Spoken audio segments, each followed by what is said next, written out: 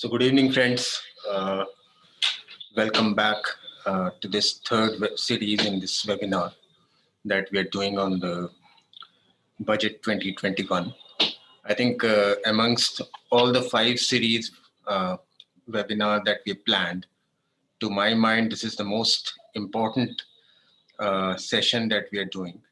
I think the changes are far-reaching, and especially when it comes to corporate restructuring or mergers and acquisition.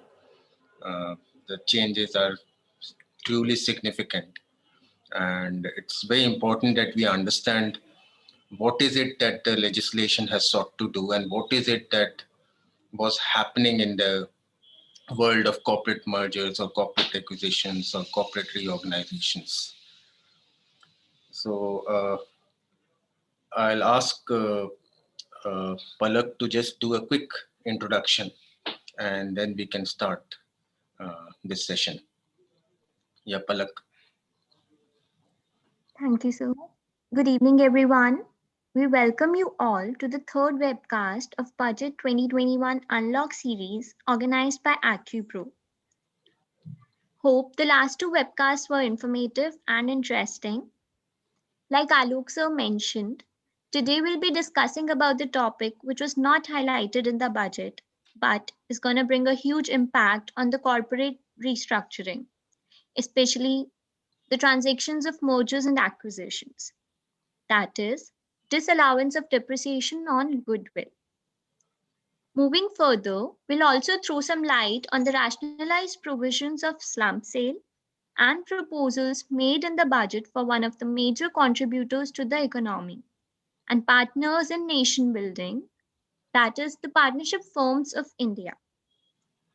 Any queries related to the topic will be taken up at the end of the session. Participants are requested to type the queries in the chat box provided or can ask directly when they're allowed to unmute themselves. Now, I request respected Alok sir to enlighten us with his valuable analysis on today's agenda. Yeah, thank you, Palak. If you can just enable the screen, Palak.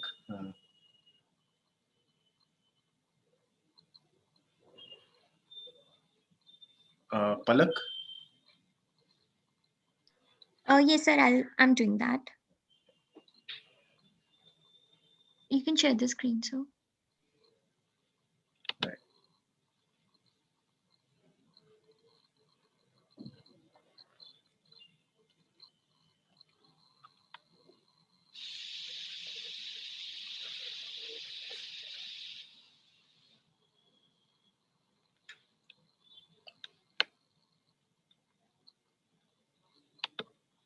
Okay, I hope everyone can see the screen.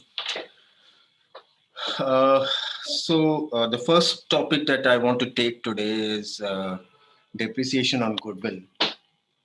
This has created a lot of noise in the corporate circles. Uh, with one stroke of brush, they have kind of taken away all the tax planning that a lot of corporates were doing, and that was pursuant to a Supreme Court decision in 2012, which impliedly said that goodwill is a depreciable asset and it's one of the intangibles, which is there in Section 32. And because it's an intangible asset under 32, one can possibly take depreciation on that. And with that Supreme Court decision, which was, the highest court in the country, a lot of tax planning started to happen, and a lot of mergers and acquisition transactions were undertaken keeping this aspect in view, and that helped in also, I would say, accelerating some of the mergers and acquisitions, because people could see that there is a definite uh, tax arbitrage that is available, even if someone were to buy an entity at a slightly higher price also. So this is what, so we'll start with an illustration just to make sure that everyone understands what the issue is. So we'll start with an illustration. Uh, so this is a simplified version of two companies with their balance sheets, a very simplified balance sheet of company A, company B, just for illustration purposes. The summarized balance sheets of these entities are given here.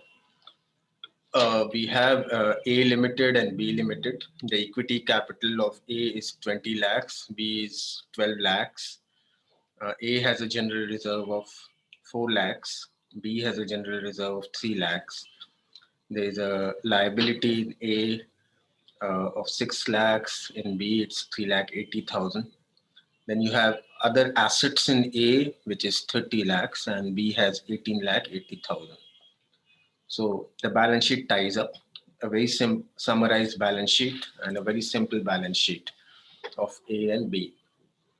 Now B Limited merges into A Limited, and as per the agreement between the two entities and their shareholders, it is decided that A Limited will issue shares to the shareholders of B Limited, typically a typical merger, right?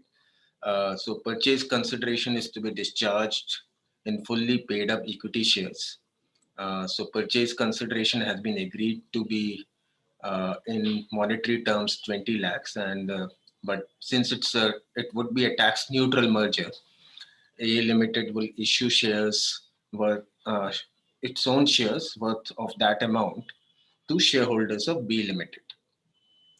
So this is the arrangement between the two entities. And if one were to look at how the purchase consideration uh, comes out, you'll see that B Limited has sundry assets of 18 lakh 80,000. It has a trade payables or a liability of 3 lakh 80,000. So the net assets of B, which will be acquired by A pursuant to this merger, would be 15 lakhs. And what it has agreed to issue shares is worth 20 lakhs, which means it is valuing the goodwill of B Limited at 5 lakh, which is the residual number, or which is the balancing number. And a lot of courts have said that the balancing number is nothing but a goodwill. So this is what happens.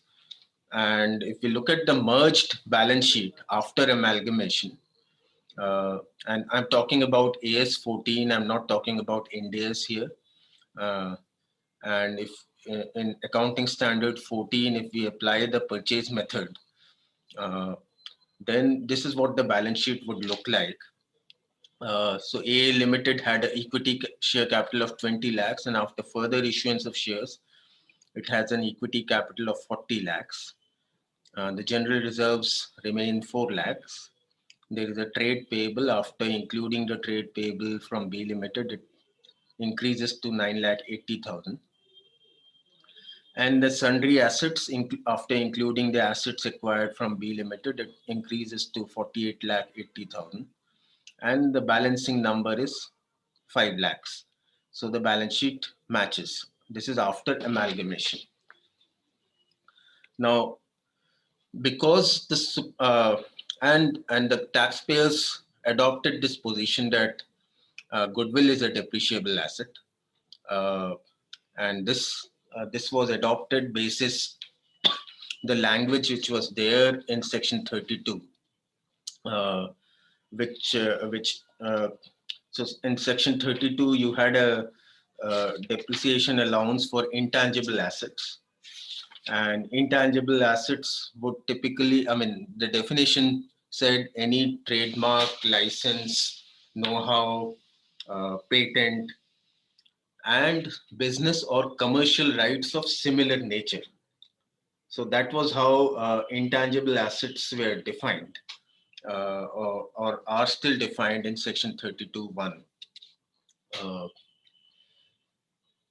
so, so the taxpayers or the amalgamated entity uh, used to take a position that goodwill is a depreciable asset.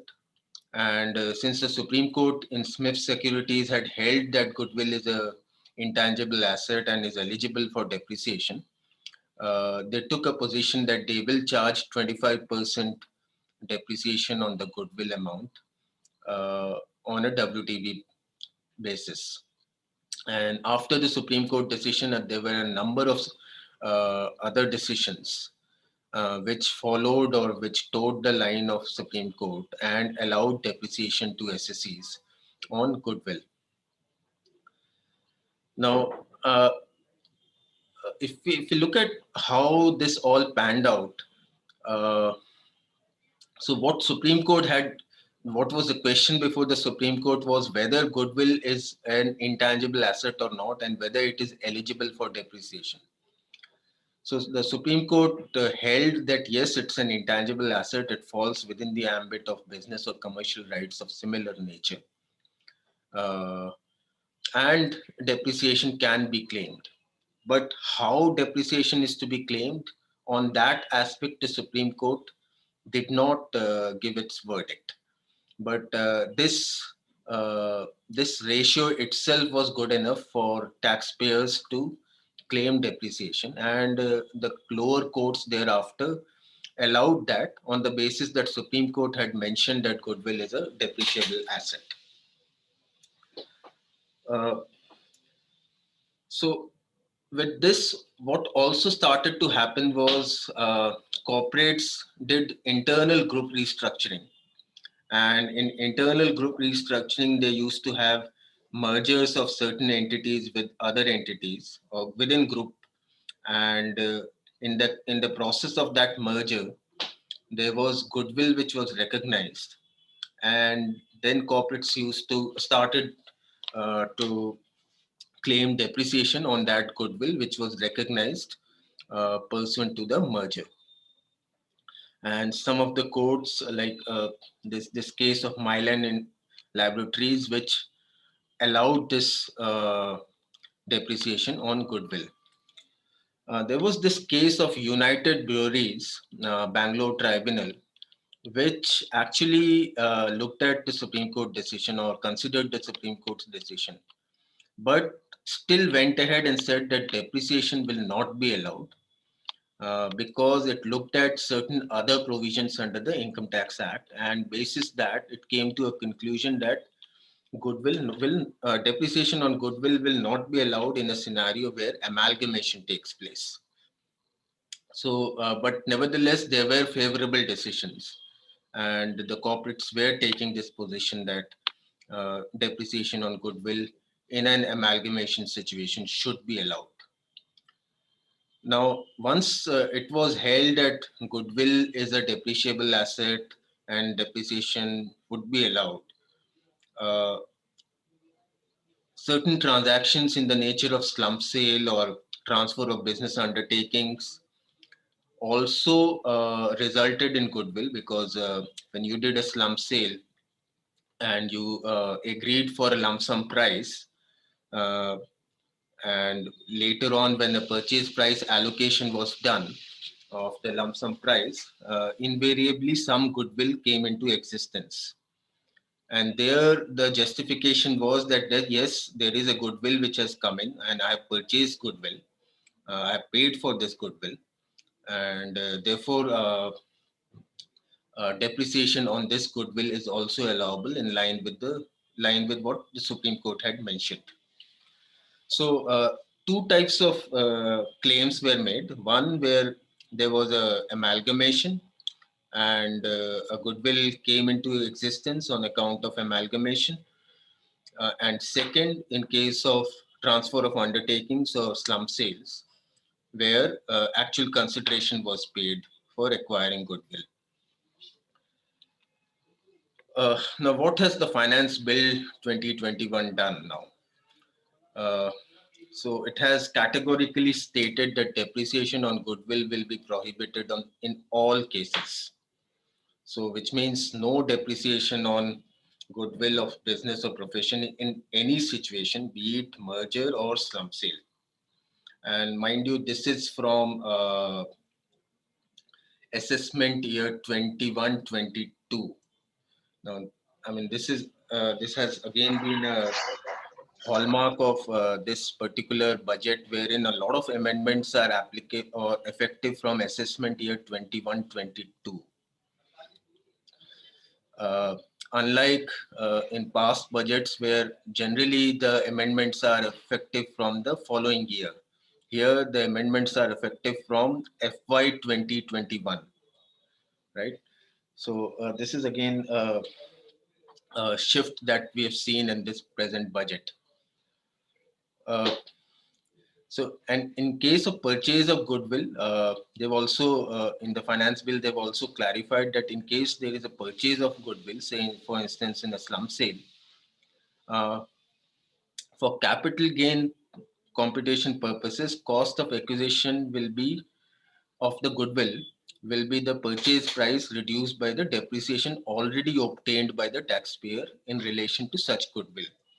So this amendment indicates that they have agreed that, okay, in case of a slump sale, if someone has paid for a goodwill, one could have taken validly taken depreciation on goodwill because that was in line with what Supreme Court mentioned. But going forward, we won't allow depreciation on such goodwill.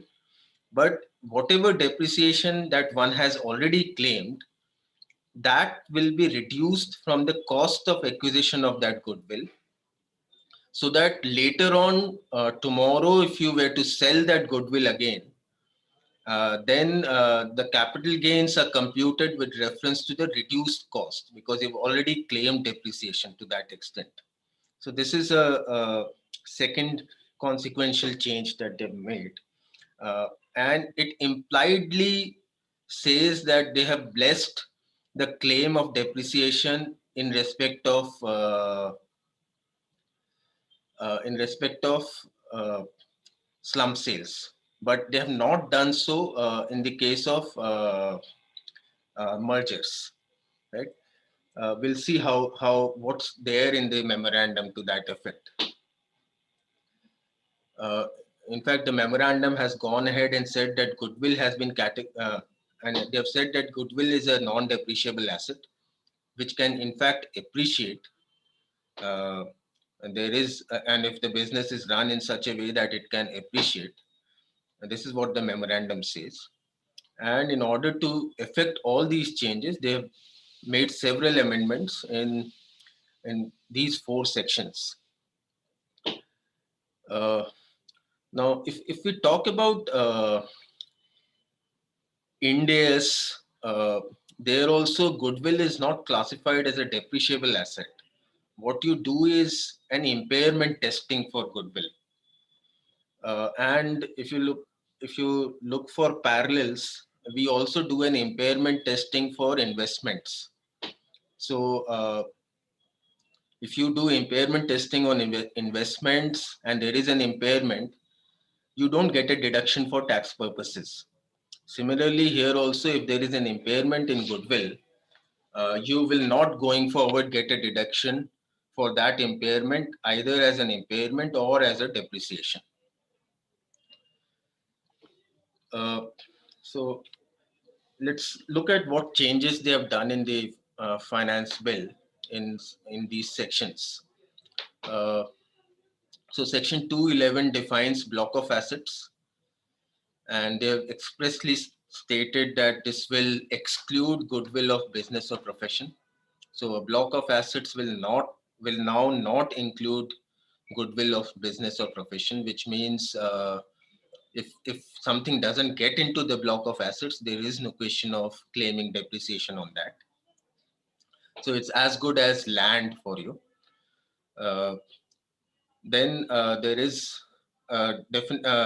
amendment in section 32, wherein they have made an amendment in the definition of intangible assets, and they've said that intangible assets will exclude goodwill of a business or profession. Then, in order to address the situation where people would have already claimed depreciation on goodwill, say in case of a slump sale, they have made an amendment in section 50 to provide that in case where goodwill of a business or profession formed part of a block of asset beginning April 1, 2020, and depreciation has been claimed, then WDV of that block of asset and the short-term capital gain, if any, shall be determined in the manner as may be prescribed.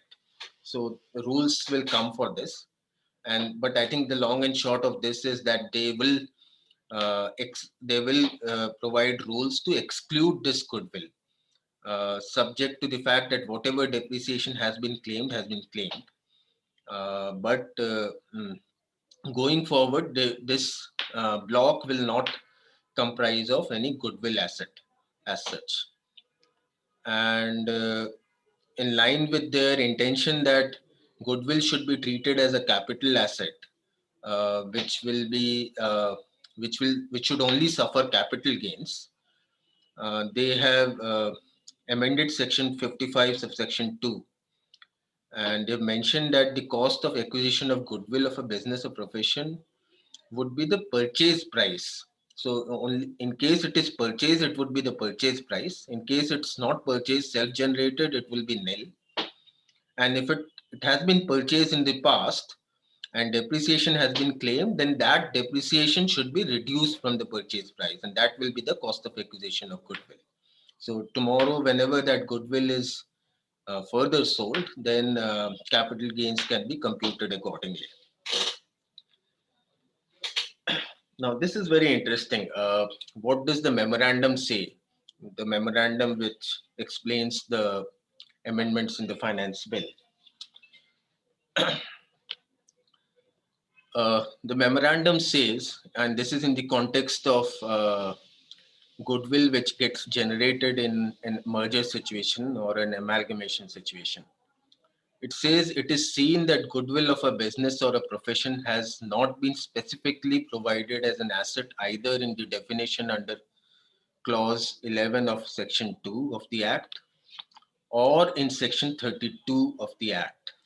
Now, this is also interesting because goodwill was classified as covered under section 32 of the Act, even though goodwill has been used in the Income Tax Act elsewhere as a specific term, right? So it is not that goodwill has not been used in the Act at all, but it appears that the lawmakers had intentionally not used the word goodwill when it came to section 211 or when it came to section 32, right? So that is what they are reiterating here, that it has not been specifically provided as an asset.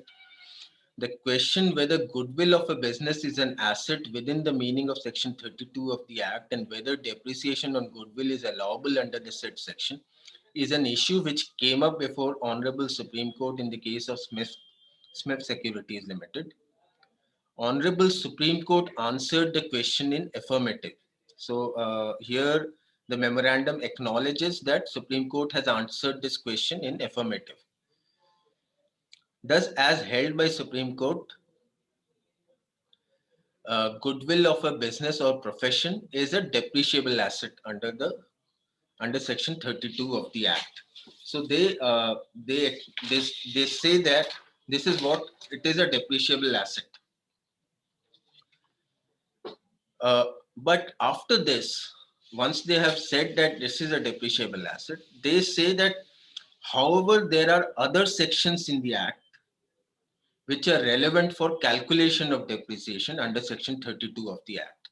So just after this paragraph, the memorandum states that However, there are other sections of the Act which are relevant for calculation of depreciation under Section 32 of the Act. So for actual calculation of goodwill, of depreciation on goodwill, they have made reference to the sixth proviso to Section 32. And just for the sake of reminding everyone, what is sixth proviso to Section 32? It says, in a case of succession, amalgamation, demerger during the year, depreciation is to be calculated as if the succession or amalgamation has not taken place,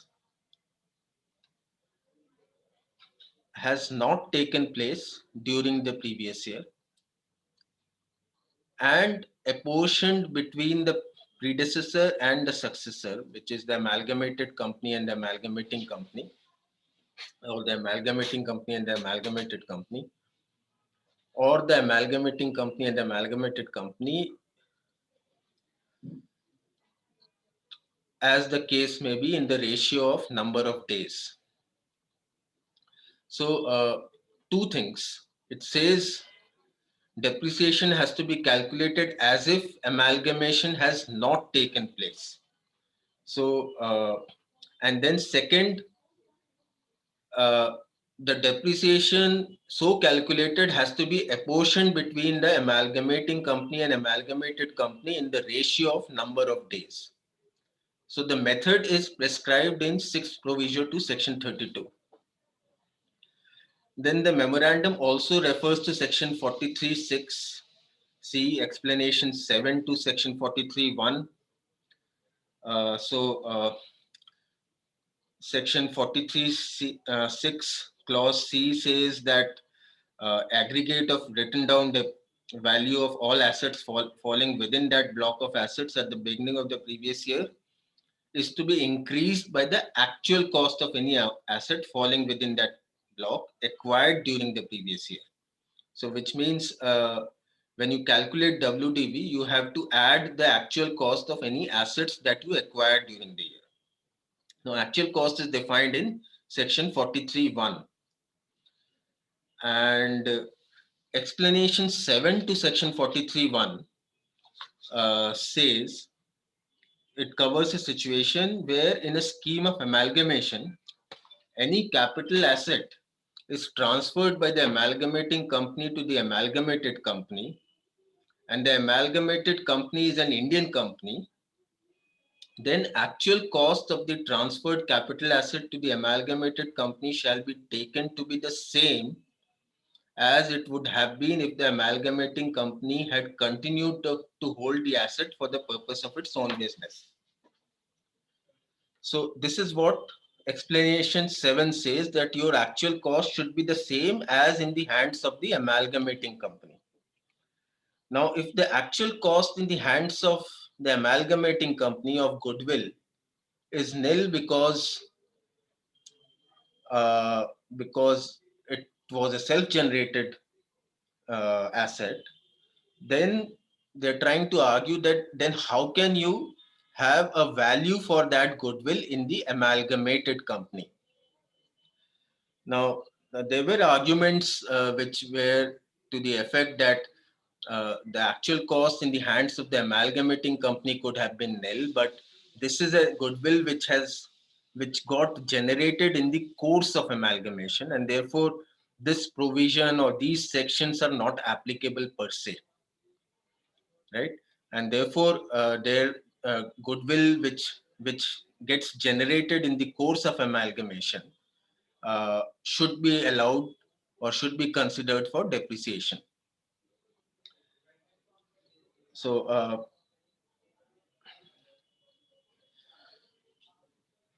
this is what the argument of the taxpayers was.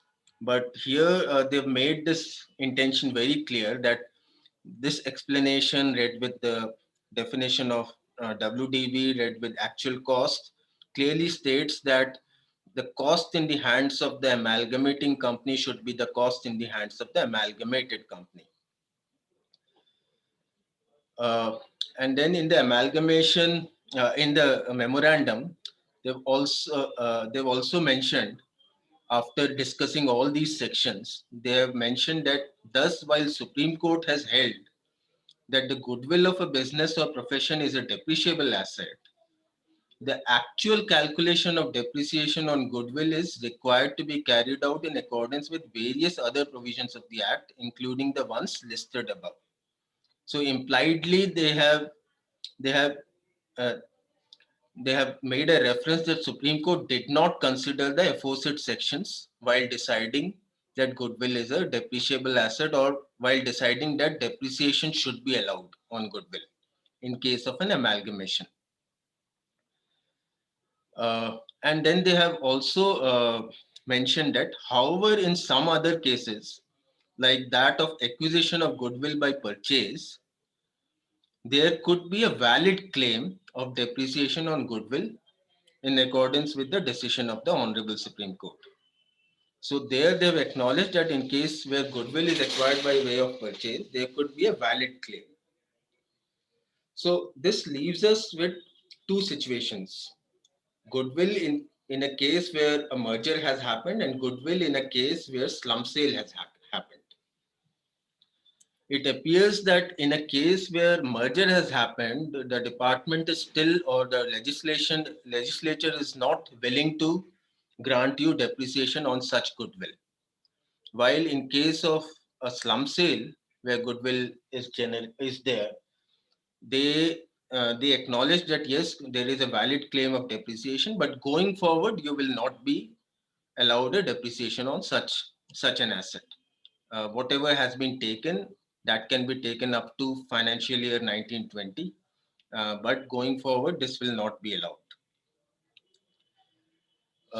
So what is the impact of this amendment? Proposed amendment has very clearly and explicitly brought out the intention and understanding of the legislature. Now, the biggest impact is when we file the tax returns for FY 1920, which is assessment year 2021, which a lot of you would have probably already done, and some are still in the process of doing it, considering that the last date is 15th February.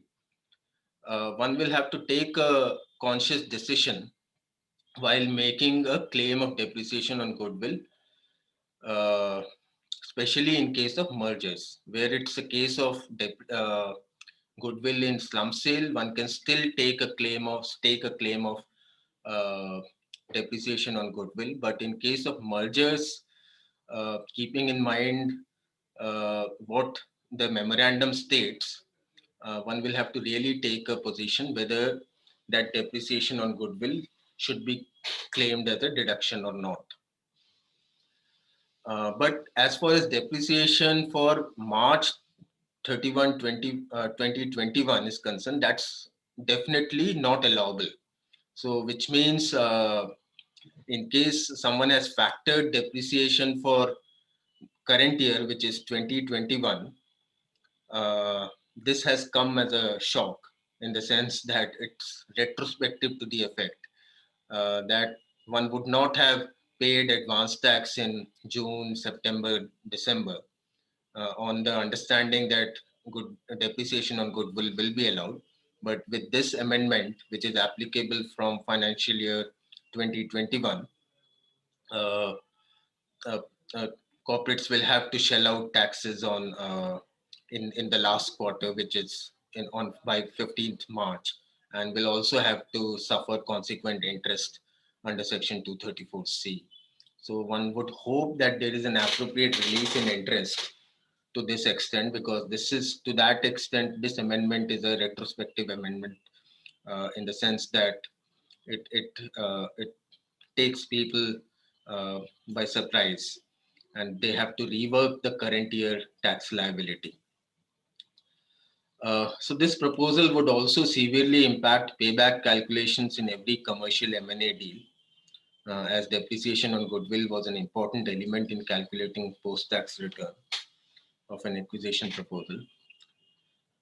One can argue that the rule against retrospective operation is a fundamental rule of law, that no statute should be construed to have a retrospective operation unless such a construction appears very clearly in terms of the Act or arises by necessary and distinct implication.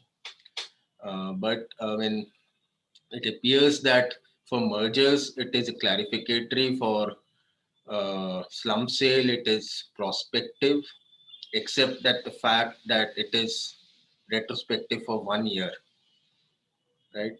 Uh, but I mean, we've seen that the legislature has plenary power of legislation within the fields assigned to them, and it may legislate prospectively as well as retrospectively.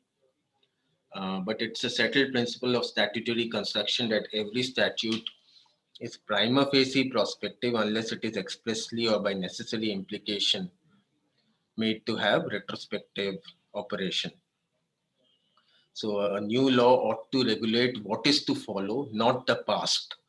So that's the legal maxim. But I mean, at least for this particular year, corporates will have to suffer because they'll have to shell out taxes by 15th March. So this is on the goodwill. I'm happy to take questions on this after the end of this session because we have two more topics to cover, and I would want that we cover all of this and then go to those. So the next change that they've done is they've expanded or they've clarified, not exactly expanded, they've clarified what a slump sale transaction would include. So they have said that we will go by the substance over form concept, and slump sale should include all forms of transfer and not only transfer by way of sale. So this is what the amendment is in section 242C of the Act. They've said that transfer of an undertaking by any means will qualify as slump sale, thereby including all forms of transfer. And they have specifically mentioned that transfer would derive its meaning basis the meaning of the term in the in section 247 of the Act. Now, why this change? Because there were transactions where people used to take a position that what section 50B covers is a slump sale, and section 242C defines slump sale as a transaction where there is a transfer of one or more undertakings by way of a sale. So there was a specific word of use of the word sale, transfer by way of a sale. So a lot of I mean, there was this position which was taken by a lot of people that unless it's a sale, I don't fall under the definition of slump sale. And in case it's a exchange, then I am out of section 242C, I'm out of section 50B, and therefore I'm governed by the uh, old stipulation that in case in case you are transferring an undertaking, you may know uh, what is my consideration for transfer, but since I don't know what is the cost of acquisition, my capital gains computation provisions fail, and relying on the decision of BC Srinivasa Setty, there can be no capital gains which can be charged in case of a transfer of an undertaking. So the position was taken that in case of an exchange, no capital gains has to be paid. Uh, so this is what was being done, and a lot of courts had also agreed with this contention of the taxpayers. Uh, and various courts had held that transfer of an undertaking other than by way of sale would not fall under the ambit of slump sale, and the pioneer decision was of Bharat Bijli. And then there were other decisions of Bombay High Court on this. So though there was a adverse Delhi High Court decision on this, but by and large, a lot of courts were taking this position adopted by the Bombay High Court on this issue. So what the memorandum states is that uh, a transfer which in effect and substance is by way of sale is also currently covered in the definition of slum sale of the Act as interpreted by various courts. And then this is significant. They've said, however, it is still seen that tax avoidance schemes are drawn to defeat the intent of this provision, and the courts can always interfere or intervene to find the true substance of the transaction and purpose of Section 50B. So they have indirectly indicated to the courts that they should look at the true substance of the transaction. And just because it happens to be an exchange, not rule that it is not it doesn't fall under Section 50B. So which means this kind of a language used in the memorandum can be detrimental for past cases where SSCs are arguing that a slump exchange doesn't come under the ambit of capital gains. Uh,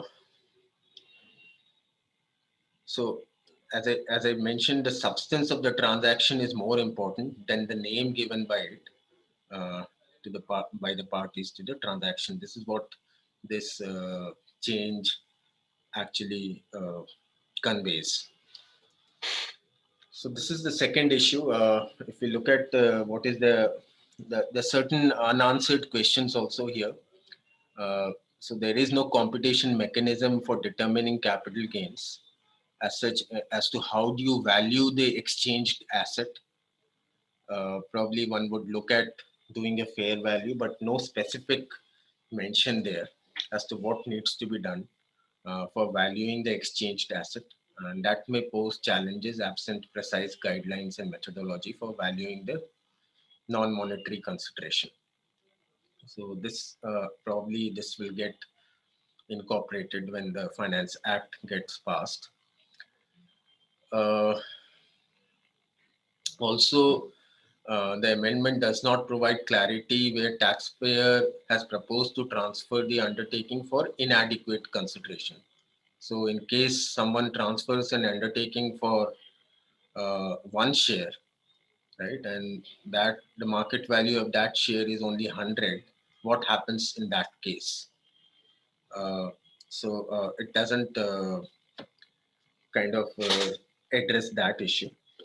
Similarly, we've seen that from an acquirer's perspective, one may argue that transfer of the undertaking at inadequate consideration is not covered under 56(2)(10) also, because that section applies to specified properties and not to an undertaking, and because undertaking is not a property, so to say.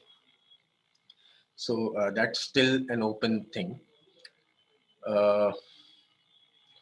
Now, amendments to come into effect from income earned or the transfers which happened in the year 2021.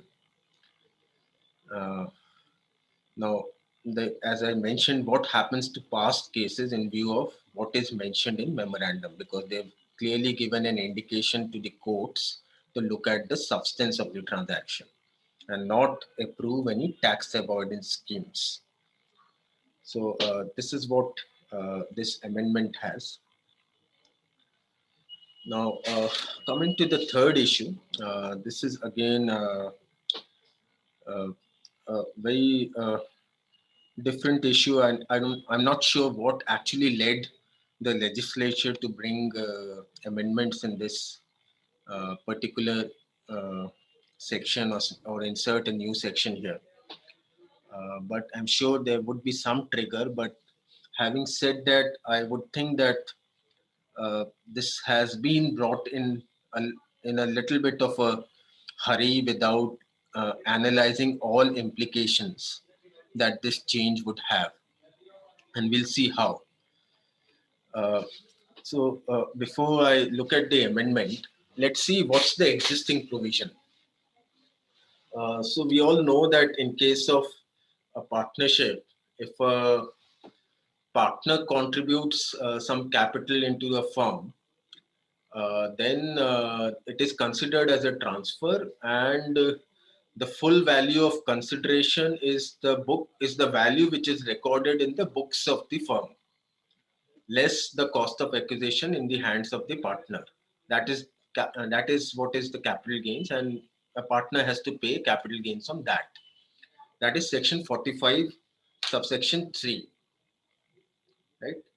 Then there is this section 45.4. So 45.4 says that in case there is a capital asset which is distributed, so it's a reverse transaction. In case there is a capital asset which is distributed to the partner on dissolution or otherwise. So two conditions: distribution on dissolution or otherwise. Uh,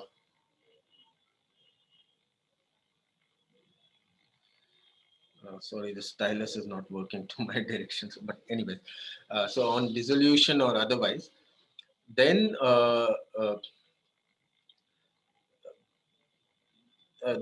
they mention that whatever is the FMV of the asset, which is or of that capital asset which is distributed, less the cost of acquisition of that asset or indexed cost of acquisition of that asset, as the case may be, that will be the capital gains, and that will be taxed in the hands of the firm.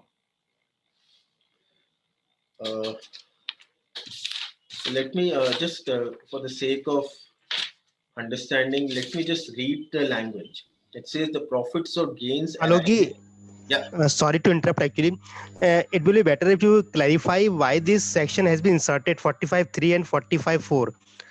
Because capital gain on any transfer of capital says there is a capital gain anyway. I think this section has been introduced because in the eyes of statute, partner and partnership firm are the same. Absolutely. I think this is the Right. logic behind this. Right. So you all know that 45.1 is the charging section, Yes, yes. right? Where there is a transfer of a capital asset, then capital gains are taxed in the year of transfer, right? Yeah. So that is 45.1. So one would imagine, why is the need to have 45.3 and 45.4, right?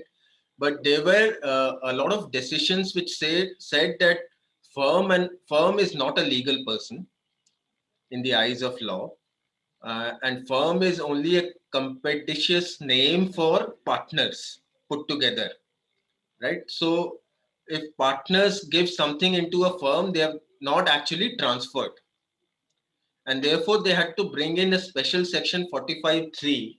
And if you look at 45 uh, 3, these are special sections within, even though there is 45.1. So that's the reason this is from partner to the firm. If the partner contributes to the capital of the firm, then this section comes into play. And in case the firm distributes to the partner, then 45.4 comes into the play. Now, what was the language in 45.4? The language was the profits or gains arising from transfer of a capital asset. It talks about capital asset because if you look at this section 45 itself is for capital asset, transfer of a capital asset and not any other asset. So here also they're talking about capital asset. By way of distribution of capital assets on the dissolution of a firm or otherwise, right? Dissolution of a firm or otherwise. Now, this meaning of the expression otherwise was also debated by several courts. And then it says that shall be chargeable as income of the firm. So this will be chargeable as income of the firm of the previous year in which the transfer takes place. So here also they had used the word transfer. Now what has happened is several courts said that there is no transfer per se, because a firm cannot transfer to a partner because that's not a transaction of transfer, because both are essentially the same in the eyes of law. But having said that, they had this section 45.4 wherein it said that in case this happens, then the firm would be subjected to capital gains on this basis: FMV of the capital asset less cost of acquisition. So now there was dispute as to what happens in case there is a retirement of a partner or there is a reconstitution of a firm. So there were arguments that here the word is used is dissolution. It doesn't cover retirement, it doesn't cover reconstitution. And the expression otherwise is not good enough to cover these two situations. There are a few decisions which said that otherwise would cover this, but there are other decisions, and in fact later decisions of Bombay High Court which said that otherwise will not cover retirement. Right. So this is what the Supreme Court had mentioned, and this is what I think Brajesh was trying to put forth. Reference can be made to the decision of the Supreme Court in case of CIT versus Mohan Bhai, wherein it has been held that interest of a partner in a partnership is not interest in any specific item of partnership property.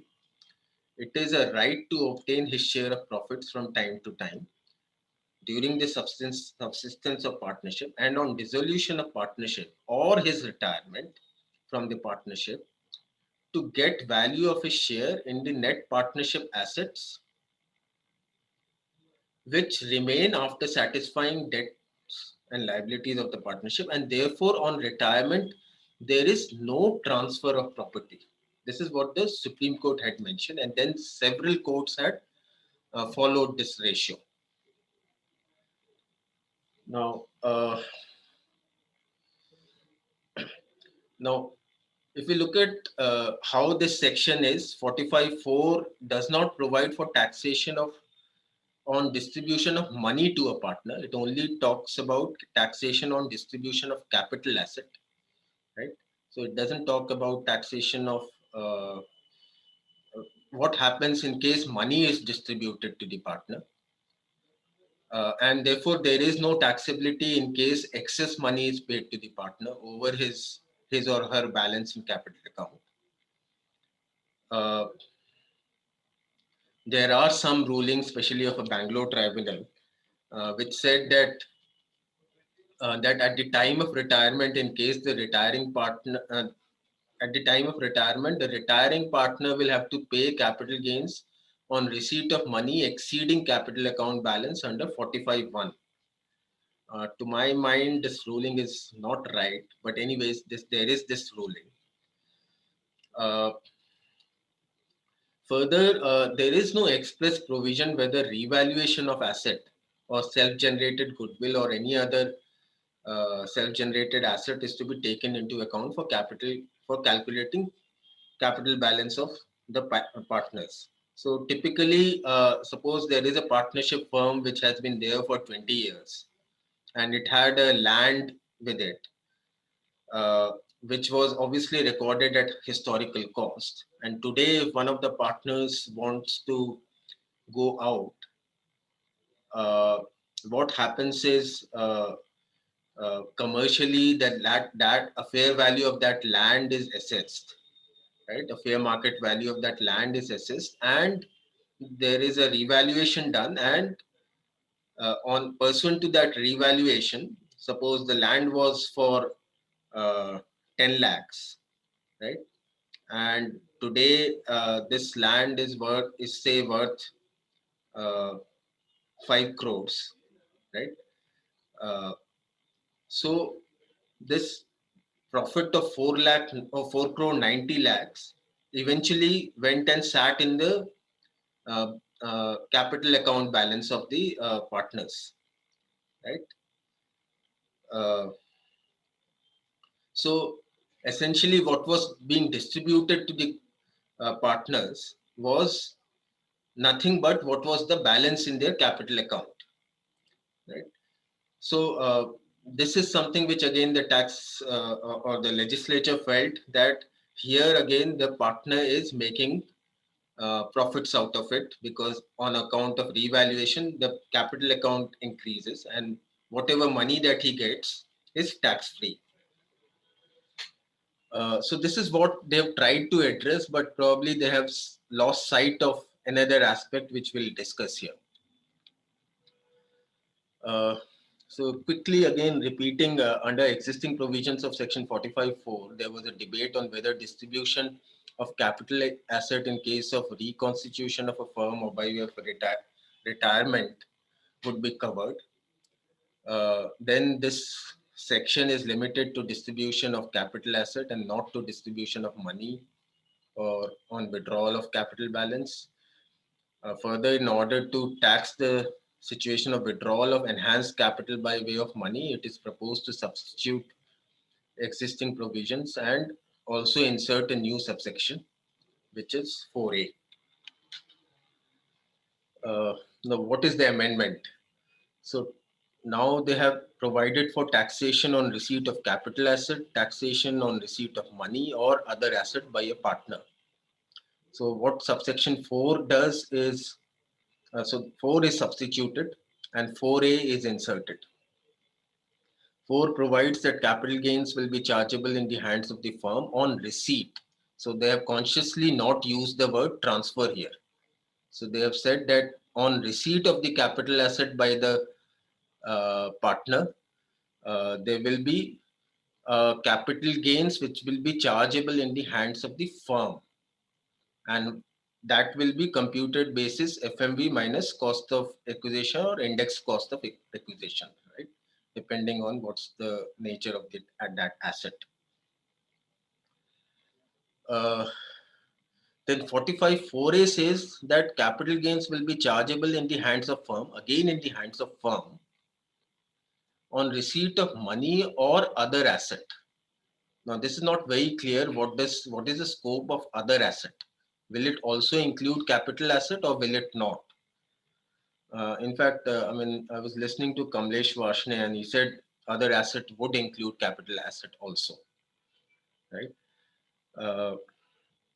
So it says receipt of money or other asset by a partner in excess of his capital account balance at the time of dissolution or reconstitution. And here the capital asset or here the capital gains would be computed basis whatever money that he receives plus the fair market value of that other asset minus the balance in the capital account. So whatever is the balance in the capital account, and they have expressly clarified that capital account balance is to be calculated without taking into account increase due to revaluation of any asset or due to self-generated goodwill or any other self-generated assets. So specifically, they have mentioned that you cannot revalue the capital account for computing what is the capital gains under this provision.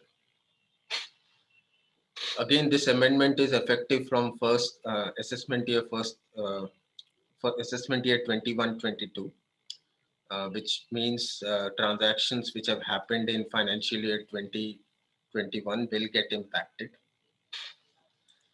So I think I started with an illustration. Let me end with an illustration. Whatever I've discussed on this change in partnership, let's look at how it pans out. So here we have ABC, which is a partnership having 3 partners, A, B, and C. We say partner retires, right? So which means we have a section 45(4) which triggers, or the amended section 45(4) which gets triggered on account of partner C retiring. Now to pay C's shares, the firm distributes the following assets.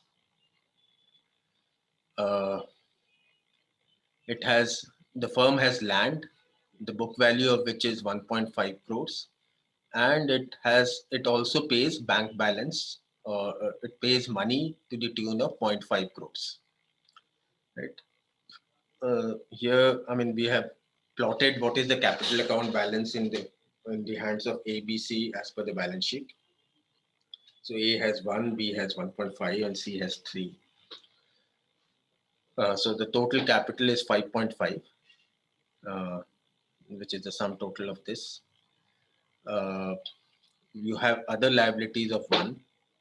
So this becomes 6.5. You have fixed assets, including land, of book value 1.5. The total fixed assets are 4. And then there is a bank balance of 2.5. So this also totals to 6.5. So these are my facts. Now, because I have transferred land as well as bank balance, my 45(4)(a) also triggers, right? So let's see how this comes up in the next slide.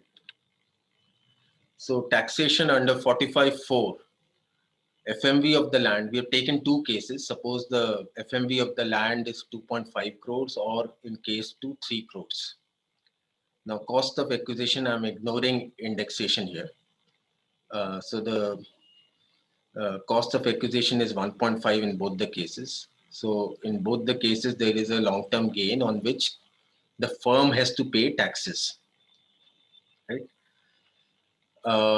Now, what is the taxation under 45(4)(a)? Now, in the first case, the total distribution is 2.5 plus the 50 lakhs of cash, or 0.5 crore, right? So first case, the distribution is 3 crores. So FMV of other asset plus the money. And in the second case, the total distribution is FMV plus the money, which is 3.5. Now C share in the partnership firm is 3, and this I'm assuming that this is without any revaluation, right? So in case 1, capital gains is nil. In case 2, the capital gains is 50 lakhs.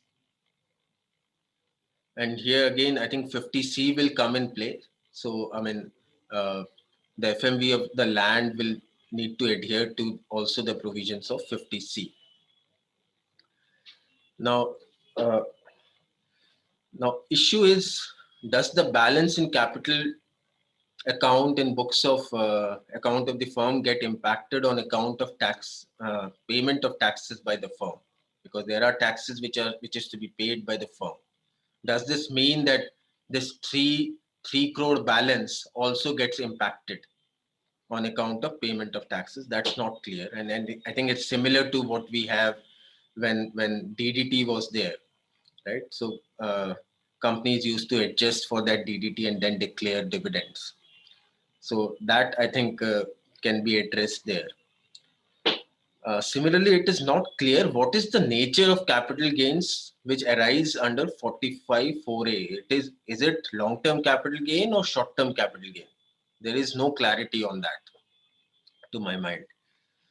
One could say that if the partner has been there for more than 3 years or so, then probably it should be long-term capital gains. But there is no clarity to that effect, right? Because this is a new section. Now, one can have a view that can the partner also get taxed here under 56(2)(10) because he's got something more than what he had, right? So I would think that he should not get taxed because there is this exemption under 10(2)(a).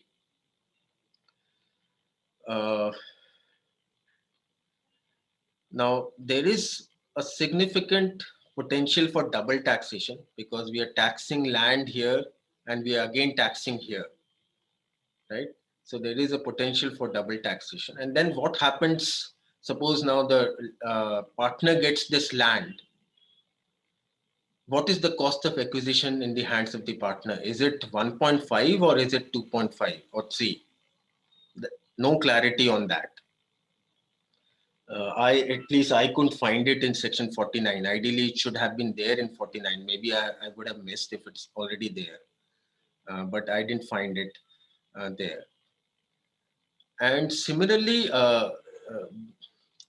in case, suppose, why would a firm make a higher payment to a partner? Only because there is either a goodwill or there is some valuable land for which the value would have increased. And instead of distributing that land, suppose the firm says, okay, let me pay 3.5 crores in cash to you, right? Let me pay 3.5 crores in cash instead of giving land, right? So that I factor in the increased value of land to you. Then what happens? Is the firm entitled to increase the value of that land in its books of account for the purposes of tax? In the sense that tomorrow, if that land is sold, what is the cost of acquisition of that land? Does it get enhanced by 50 lakhs or does it not? So to that extent, there will be a double taxation, I think, and this should be clarified. So these are the issues which I can think of on account of this amendment. With this, I'll close this session, and then I'm happy to take any questions on these three topics that we discussed today.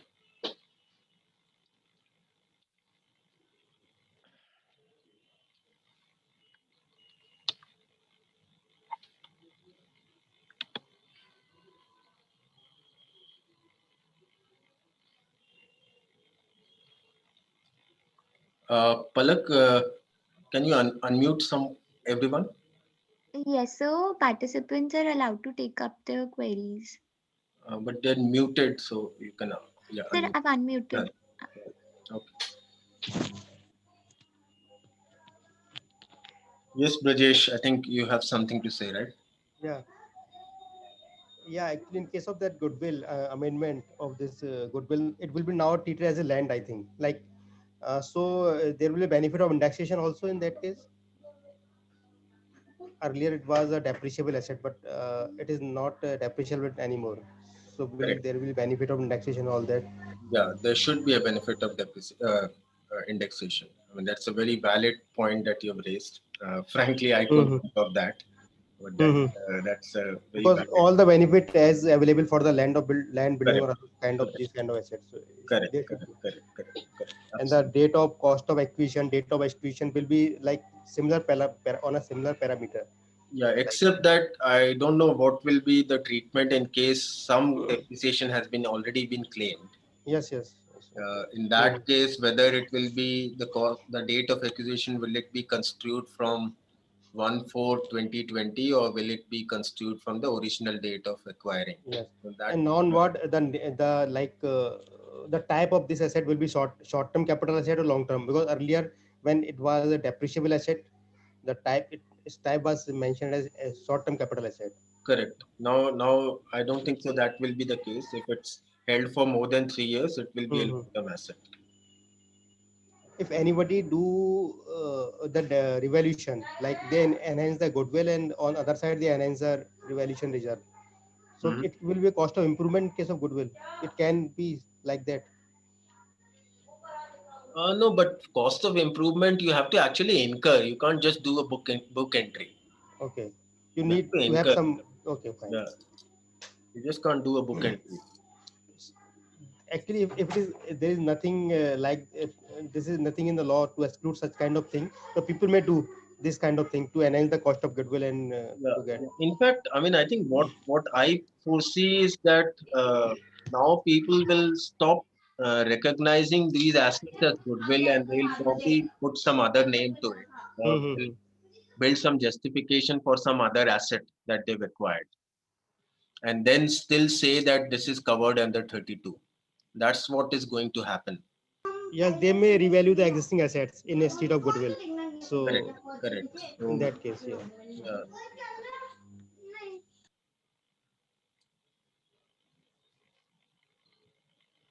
yeah. In case of this 45.4, the 45.4 will be taxable in the hand of a partnership firm, and 45.4A will be taxable in the hand of partner. No. Both in the hands of the partnership firm. Both partnership firm, both. Yeah. Both. Okay.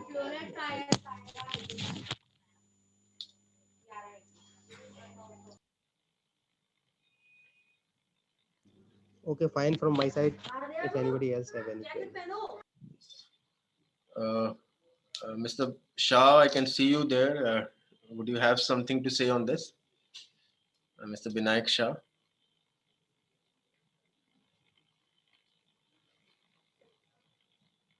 Okay. Yes.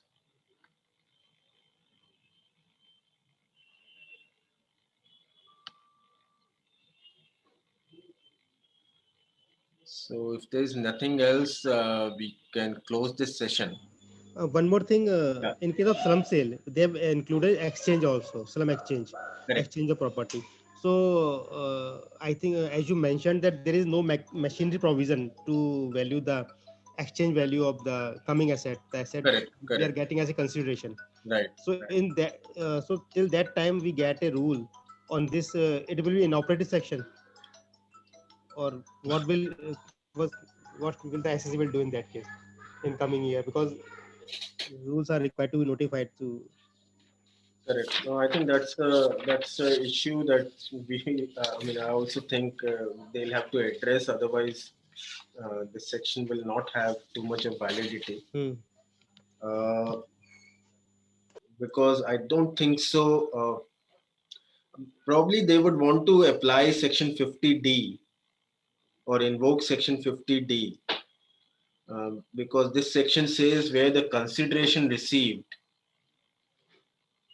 uh, or accruing as a result of the transfer of a capital asset by an SSC is not ascertainable or Okay. cannot be determined, then Hmm. for the purpose of computing income chargeable to tax as capital gains, the fair market value of the said asset on the date of transfer shall be deemed to be the full value of consideration.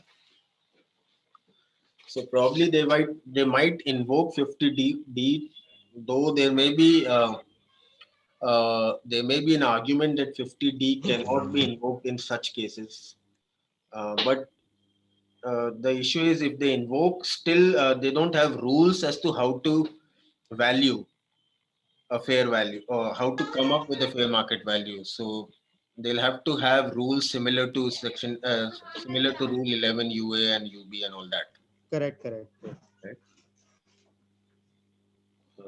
So that's on that. Yeah. Let's see Yeah. what comes after this, after assent of the president. Yeah. There, as usually as last year has happened, that there was change in the finance bill also till the Correct. time of it get the approval from the president. So Correct. there will be some cases like that also. Right. Right. Right.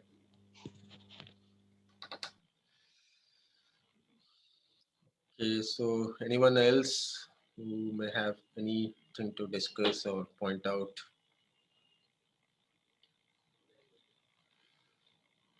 Okay. Thank you very much. I think this was a useful session. Uh, and believe me, for doing this session, I myself had to go through a lot of things, because definitely the changes are quite far-reaching, uh, and we look forward to another important session tomorrow. This is relating to the TDS provisions and the changes in the provident fund. Uh, so I think that session will also be very relevant. And TDS is something which is there as an everyday affair.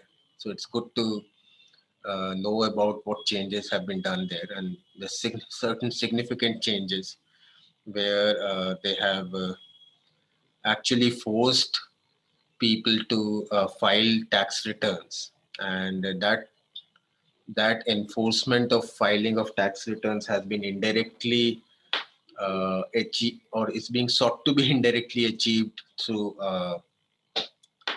tax deductors, and that's a very interesting idea that they've come in, and that's going to increase the compliance burden significantly on the deductors, because they'll have to look at several things, and there will be an increased scope of or increased possibility of default. So one will have to see how one caters to this additional requirement. So till then, a very good evening to all of you, and I look forward to having all of you tomorrow again at the same time, 5 o'clock. Thank you very much. Thank you, sir. Thank you.